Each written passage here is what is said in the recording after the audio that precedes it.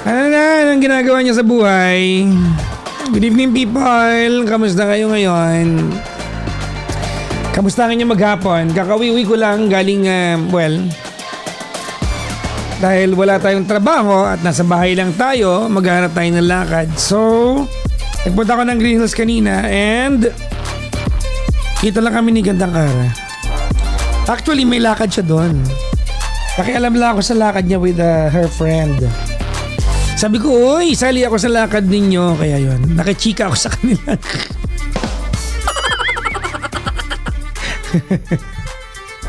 O yeah, may mga ilang... Sorry, nakahuy ako sa inyo.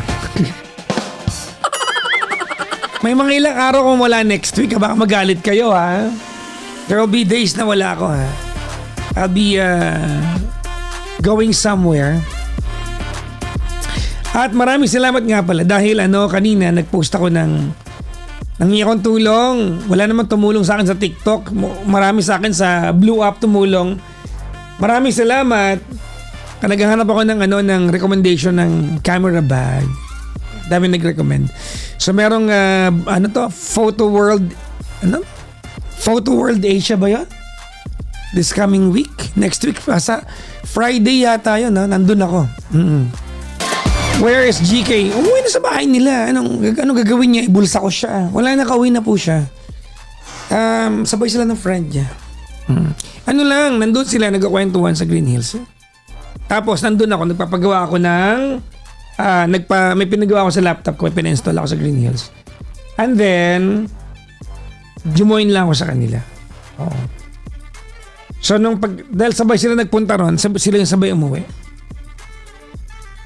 Lakad nila yun eh. Alangan namang pakisaling kit ako sa kanila, di ba? Lumate mo ka mo. I think I lost weight. I think so, yeah. I think I lost weight. Yeah. Mga couple of kilos. Which is good. I feel good about it. Sabi dito sa Lihiya of Dubai? In Dubai pala. Kailan ka babalik dito? Sabi niya. Sacred, walang halong claw. Di ba? Walang call si Jiki. Tulog na siya. Tulog na si Gandang Kara. Kaya mga kaibigan, meron tayong panibagong caller na sa kabilang linya. Hello, good evening. Oh, naka-on air ka pa? Hindi to on air, online to, online. Ay, online. Nakakalimutan mo na bang hindi na ako DJ? Ano ka na lang ngayon, boss?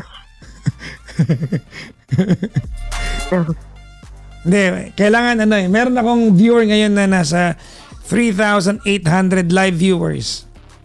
Wow. Kailangan mo silang convincing i-follow ka nila sa TikTok mo. Dalian mo na. Baki-follow naman po ako sa TikTok ko. DJ Kara, new account. Isa pa, ano yan? Baki-follow niyo po ako sa TikTok ko, DJ Kara, new account. Yan, ha? DJ Kara, new account po yung kanyang TikTok account. I-follow niyo po siya, parang awa niyo na. Dahil na-ban po yung kanyang account na 1 million in the performance. Ay, hindi pala 1 million yun. Wala Ilan pa yun? naman. May ilan yun? Mga nasa 700 lang. 700,000 na followers. Dahil na-ban yun in the performance of her duty. Wow. Totoo naman. Di ba? Content ng opisina yung pinapost niya eh. Na-ban siya.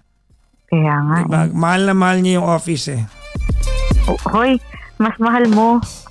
Tigilan mo nga ako. Ay, hindi ko pinagkakaila yun ha. Alam ng lahat yun. Kaya nga, Buong puso't kaluluwa. Yung tipong Tama na, okay. Nakapag-resign na ako. Tinanggap na kanina. Tinanggap na ha. So, i-schedule mo na yung Lala Move para madala ang punong kahoy sa farm. Lala Move? Ako ba? Sagot ko na yun. Truck? Truck yun, Lala Move. Pero hindi. Di ba may kaibigan ka may tracking? Mamaya, iti-text sa'yo kung sino. Sino? Meron baka nakalimutan mo lang eh. Mitoy. Wala na, hindi na siya tracking. Okay. Tsaka mas madali ang buhay kapag naglalamove tayo. May kasama nang magbubuhat yun eh. Kasya kaya yun sa truck? Yes, kasya yun. Parang sobrang laki nun, no? May truck na malalaki. Ano ka ma? Ah, Oo, okay, sige. kasya yun. Sige. Kasi kailangan ko nang ilabas na yung mga gamit ko bago mag-February last week eh. Sabi? Oo. Hindi, tama naman kasi resign na ako eh. Tama naman, dapat Yung lamesa kaya nasan? Lamesa ko kasi yun. mo hanapin sa akin dito dahil hindi ako... Hindi, ang gagawin ko para hindi na... Nawawala yung lamesa. Ang gagawin ko para hindi ko nagamit yon, ang gagawin ko, isasabihin ko sa office na sa'yo na siya para gamit mo na kasi ikaw empleyado. Ikaw na magdesisyon kailan mo. sige. Ganon siya. Nagawa ko ng sige, kasulatan ganun na. na lang. Pinamamana ko na ang mahiwagang punong kahoy sa Energy FM. Grabe. Di totoo. Di Yung ba? mahiwagang punong kahoy na na Uy, nagpaganda ng labi natin yun ha. na piniling Wala. Ayaw mo talaga tumigil eh, no? Nagwagi ka pa naman. Wala. Oo. Di ba? Ganun talaga. Kita mo? Hindi ko alam kung anong bertod mo. Ikaw pa rin nanalo eh. Ang tagal na po siya hinihingi sa akin yung mga punong kahoy. Kasi yung salon ko na may mga punong kahoy yun, may mga greens yun eh. Tsaka upuan, di ba? Oo, di ba? Parang sofa. Akin na lang yan, sabi ni Gandang. Hindi sa office kasi Sabi niya, maganda, hindi, sa office yan. maganda tignan. Tapos pati yung mga vase doon, di ba? Yung may bulaklak. Shhh, huwag mo nang sabihin dito yan. Okay na yan. Malalaman nila yung mga Yan. sakri. Too much love can kill you. Hindi yun ang kanta ko eh. Ano? Knife cuts like a knife. Oh, Cuts like a knife. ganon. How will I ever heal? I'm so deeply wounded. Knife. Nice. Knife talaga eh, no? Knife to the heart yun eh. Pero I don't regret it. Alam mo, when you give your all, you don't regret it. Looking back, now, malungkot ngayon. Ay, hindi na pala ngayon. Nung nangyayari ang lahat, malungkot. Pero, totoo yun. If I do it all over again, I do it the same way.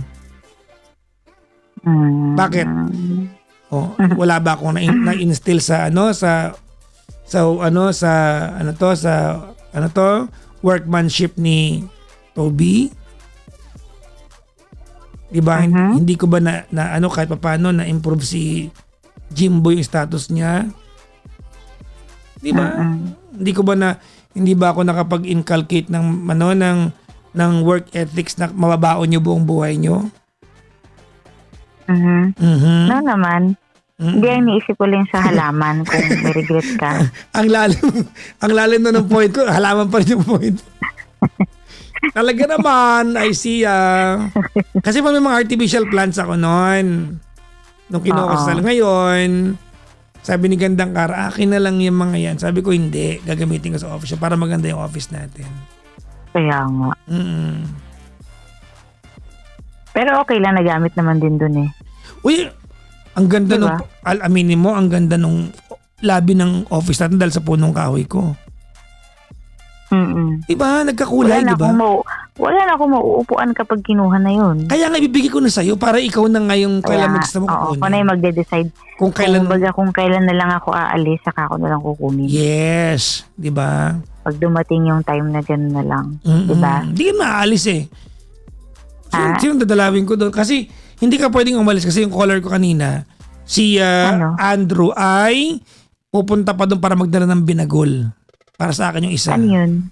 Basta Ay, binagol. Yung ano yun eh. Gulay? Kakanin yun. Matamis na kalagay sa baon ng nyug. Kakanin. Kailan daw siya pupunta? Gutom ka na agad. Hindi tinatanong ko lang. Mga mga Feb. Feb pa.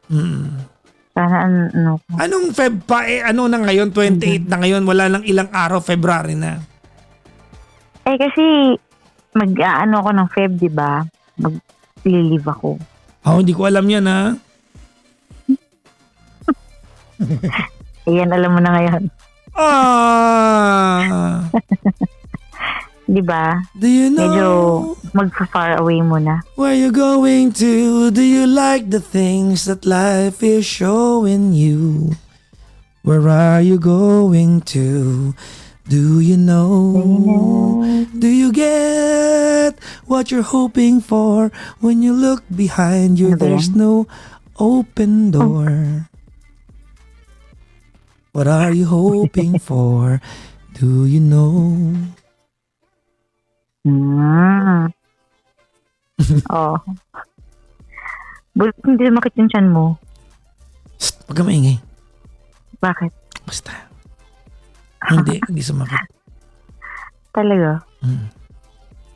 Ako Ikaw, parang alam mo, ano, ang luwag din ng nag-bloated panga mo, ako. no? Ang luwag ng panga mo. Dati ako yung ganyan, ikaw na ngayon yung ganyan. Ha? Ha? Hindi. Uy, maaga pasok mo bukas. Ako? Hindi ako. Ikaw! Hindi, Wala Oo nga, akong 8 AM pa ako eh. charot. Joke. Ano ka ba? Diba? 12 pa naman ako. Hindi na ako nakakatulog lately. Siguro dahil may marami ako iniisip.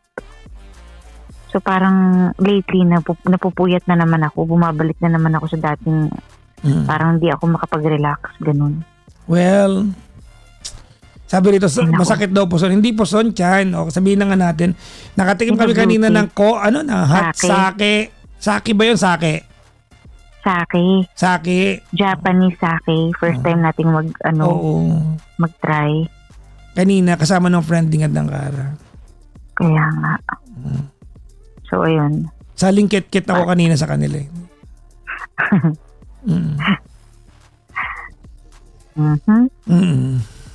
Yun lang. Yan lang. O sige na, matulog ka na kasi may caller pa ako, may last caller pa ako. May isa ka pang caller? Yes! Sige. Of course! Enjoy. Maraming salamat. Sige na, bye-bye. Ingat. Bye-bye.